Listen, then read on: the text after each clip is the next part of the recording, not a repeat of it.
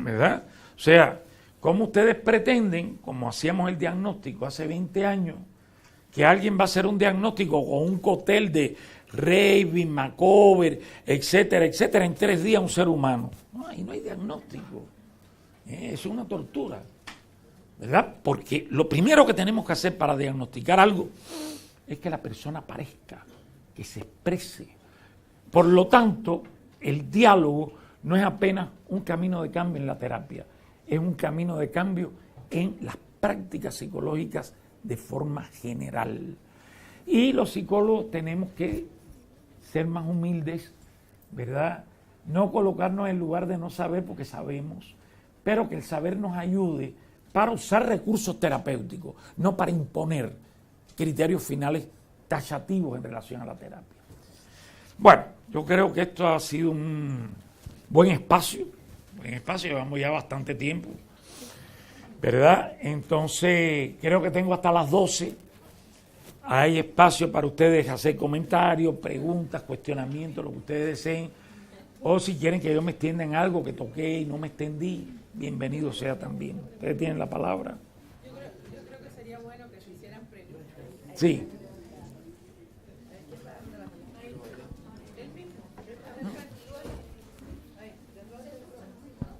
Sí.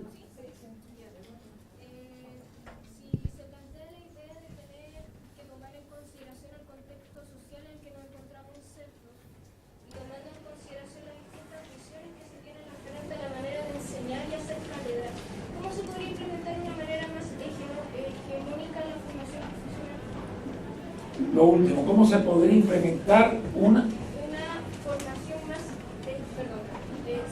podría implementarse una manera más hegemónica en la formación profesional? hegemónica? Yo estoy contra la hegemonía. O sea, yo no sé, no me interesa una formación profesional hegemónica. ¿Por qué va a ser hegemónica? Yo creo que una formación profesional es plural, abierta, en proceso y en desarrollo. Y yo creo precisamente, mi visión, que lo que debe tener un estudiante es una amplia cultura que le permita transitar en los caminos que posteriormente, en la medida que él aprende, él decide a profundizarse. Pero hegemónica, no me gustaría hegemónica.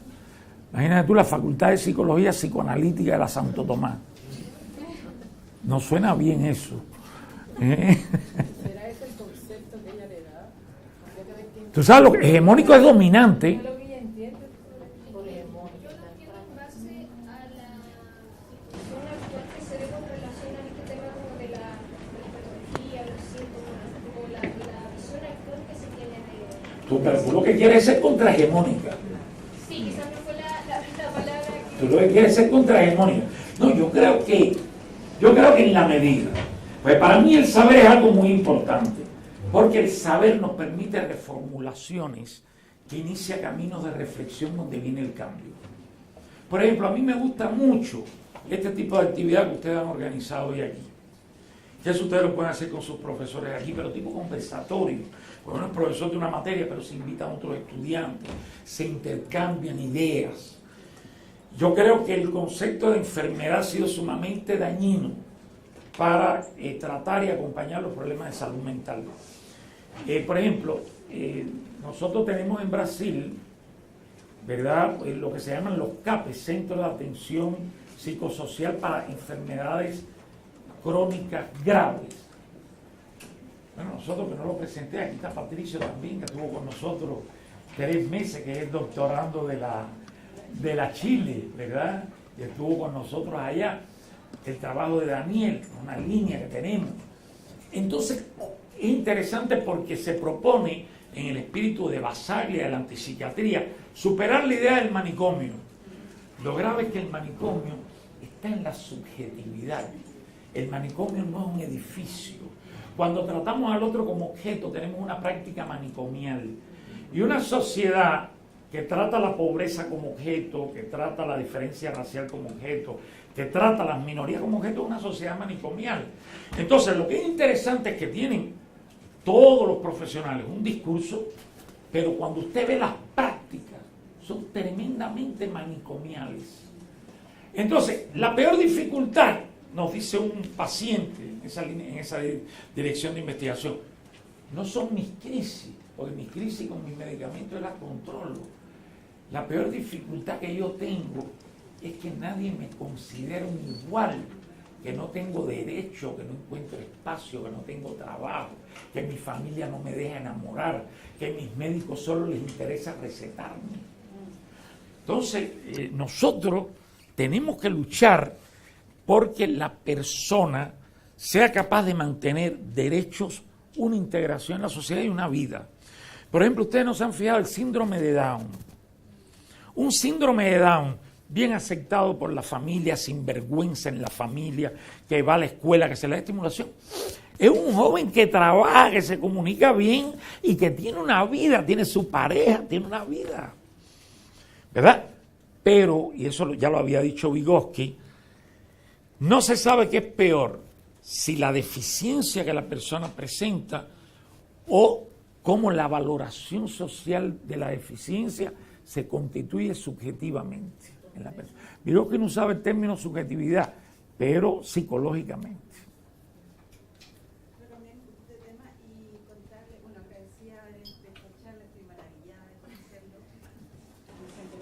Gracias. Yo soy practicante de psicología clínica. Nosotros tenemos que hacer recepciones, recibir pacientes para después traspasar a nuestros compañeros de intervención o también de práctica, ¿no? Y resulta que nosotros tenemos que hacer una evaluación inicial de la persona que viene a consultar y luego tenemos que hacer un diagnóstico. ¿Ya? Hacemos un diagnóstico sobre el CIE, y sobre el DSM-5. ¿Pero por qué? Pero finalmente es una base como para... Posiblemente si tiene el DM5 ahí lo abre, yo he tenido 2 o 3 patologías aquí hablando. No hay quien se salve del DSM5. Bueno, pasa eso. Y he pensado desde que estoy haciendo estas recepciones, ¿qué pensará mi colega después cuando recibe esta recepción y ve a este paciente patologizado por mí? Y dice, tiene, no sé, trastorno de personalidad límite. Trabaja en eso, me cree y patologiza así al paciente y no hace una investigación, no conoce a su paciente porque yo lo mando patologizado. O él va a tener la prudencia a lo mejor de tener una mirada crítica a mi diagnóstico. ¿Por qué le hago esta acotación? ¿Por qué los psicólogos seguimos usando el DSM? ¿Por qué seguimos usando CIE-10? Mira, yo creo que la psicología ha sido de las especialidades más conservadoras en la ciencia social. Acuérdate que en un momento dado, principio del siglo XX, cuando los discípulos de Wundt norteamericanos, Cattell, etcétera, vuelven, no Cattell el de la prueba, el Cattell que fue después presidente de la Sociedad de Psicólogos, todos ellos vuelven a Estados Unidos, se crea un empirismo tremendamente fuerte y viene el behaviorismo y en fin, se va generando una psicología que después se tecnologizó y entonces el psicólogo, como digo yo, se convirtió en un técnico medio de uso de instrumentos y no en un profesional de la reflexión, de la construcción de alternativas, del trabajo con hipótesis. Y lo más complejo que existe, que es el fenómeno humano, fue reducido a un DSM-5, que es una cosa lamentable, es la expresión de la tendencia a la patologización que hoy domina, no apenas la clínica, sino todos los espacios de la sociedad. Hoy los estudiantes, por cualquier cosa, ya tienen déficit de atención e hiperactividad, o sea, estamos viviendo un mundo donde se busca la patología. Eso no es externo a una subjetividad social muy compleja, pues por detrás de eso está la industria de los medicamentos, está la fuerza del modelo biomédico, está la fuerza del médico en la representación social de qué cosa es un profesional. Entonces, yo creo que para romper eso también no podemos llegar con un machete. Yo creo que hay que madurar desde el seno de la institución, abrirnos líneas de trabajo, de reflexión, pero yo sí creo que de verdad se debe cambiar. Ay, muchísimas gracias, yo me iba a servir muy amable. Yo pienso que un ser humano jamás se puede reducir a ningún instrumento o conjunto de instrumentos. El instrumento es un recurso para ganar información, pero somos nosotros quienes construimos el diagnóstico en una temporalidad, porque además nosotros como seres humanos no somos máquinas. A lo mejor usted me hace una pregunta aquí personal y yo me quedo pensando, nunca pensé en eso, pero mañana quiero conversar con usted. Lo mismo ocurre en la psicoterapia, ¿verdad? Lo mismo ocurre en la psicoterapia.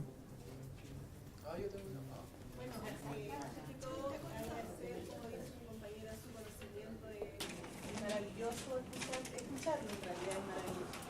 Pero usted dice una frase que me llamó mucho la atención y dice que el terapeuta que se monta en la queja está perdido. Sí. Ese es el motivo de consulta. Sí. Y en eso nos montamos generalmente. Pero bueno, eso no es de mi propiedad intelectual, eso Freud ya lo había dicho. Entonces, yo quiero que usted un poco nos muestre o nos guíe un poquito en qué entonces nos fijamos, hacia dónde nos vamos con el paciente, con el usuario, porque en realidad la queja siempre está presente. Pero acuérdate que la queja es un recurso de él. Es lo que él tiene capacidad para expresarte. Entonces, y la queja además casi siempre tiene un aval sintomatológico, ¿no, doctora? Porque no puedo dormir, me siento mal, no como bien. Perfecto, sí. Pero entonces hay que buscar, hay que abrir esa vida para nosotros. El diálogo, puedes usar recursos, como yo dije, instrumentos. Yo uso todo tipo de instrumentos como recursos para abrir nuevos caminos que me permitan información de la persona. O sea, la investigación y las prácticas nuestras están basadas en nuestra capacidad para generar más informaciones que nos permitan construir nuestra agenda de trabajo sobre el problema. Sí. Perdón, no, que ya lo había visto incluso. Sí, usted. Ah, sí. Hola. Hola. Bueno, como que sentí que mi cerebro explotó un poco, pero fue bastante interesante. Así que gracias por hacerme explotar el cerebro. Entonces, yo tengo una duda. Sí. El tema de la supervisión clínica, que es un tema que nosotros académicamente tenemos que pasar, que es este tema de intervención 1, intervención 2, es un año con un profesor guía que supervisa tus casos, resuelve dudas y te da una forma de intervenir apropiada, entre comillas, para ese paciente, ese consultante. Entonces, quería saber que como ahora yo entiendo la supervisión desde otro punto de vista, como un encuentro entre subjetividades, una configuración, pero ¿qué hacer cuando esa configuración